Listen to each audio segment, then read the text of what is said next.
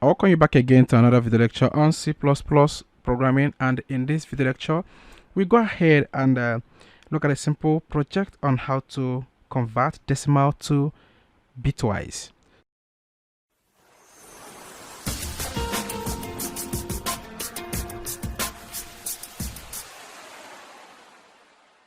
So how is called binary bitwise, which is a variable. As a programmer, we have to know about that, and I don't know as a beginner if you really have knowledge of what binary bitwise is all about. So if you go ahead and check out our course on C++, we really touched about bitwise operators, and I believe that you really understood that before you come over to the project section of this course.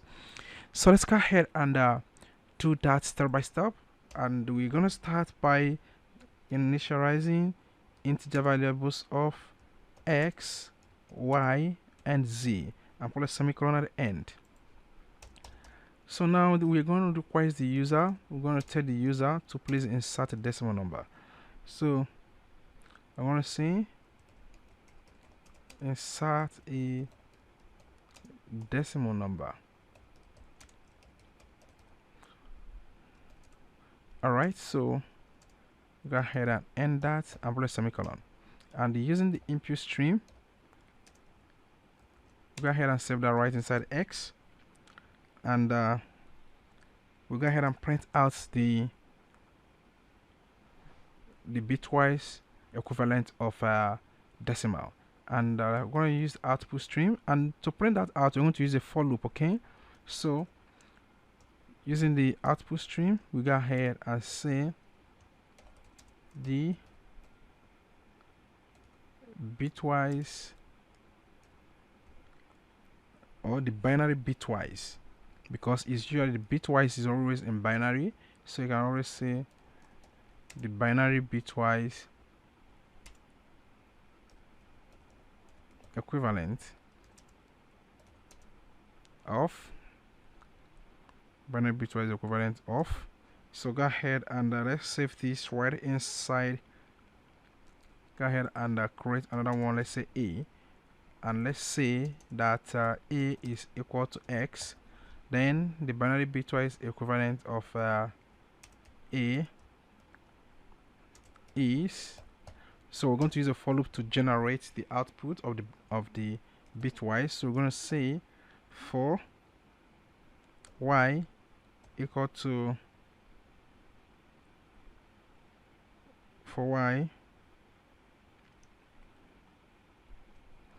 equal to 31 and put a semicolon, and y greater than or equal to 0, put a semicolon, and y decrement. We go ahead and say that z is equal to x right shift, because it's a bitwise, so you have to right shift, that is divided by 2, so right shift y and put a semicolon. So I believe you need to have the knowledge of bitwise before you can be able to take this project, but if you do, let's go ahead and continue. So we're going to use if statement. So if y,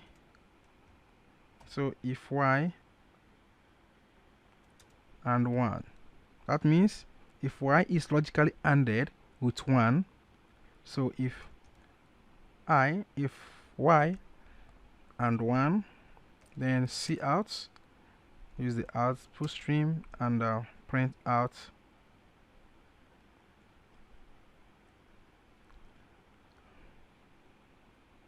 one. So use output stream and print out 1. Okay, then go ahead and put a semicolon, else we go ahead and say see out, use output stream and print out 0, put a semicolon. Okay, so you can put this in the normal convention of end, because I know most people might be, why are you putting this without end. So that is the normal convention. Go ahead and let's go ahead and run this code and check it out. So I believe everything's gonna be alright. So insert a decimal of 15, and this really goes on down in one straight line. Okay,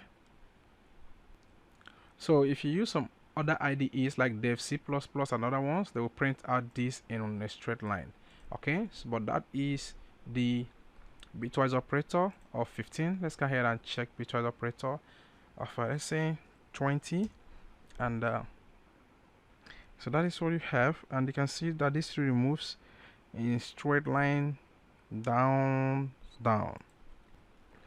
So the code is just right before you, and remember that your character will always be up to 31. All right, it will always be up to 31. So put this down on your own system and play around with it, and in case you have any question, please go ahead and use the question and answer section, and I'm going to get back to you as soon as possible. Thank you so much, and I'm going to see you in the next video lecture.